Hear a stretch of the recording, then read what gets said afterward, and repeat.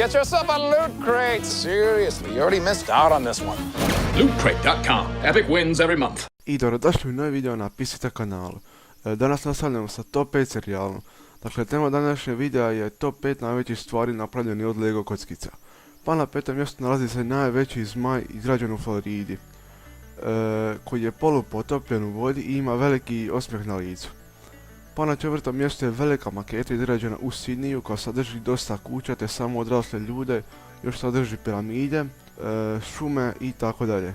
A na trećem mjestu je najveći Lego toranj na svijetu, napravljen je od 500.000 Lego kockica i visok je skoro 35 metara i nalazi se u Milanu, u Italiji. Druga najveća stvar napravljena od Lego kockica je kuća. Kuća ima prizemlje prvi kat, visoka je oko 6 metara i napravljena je od 3,3 milijuna Lego kockica.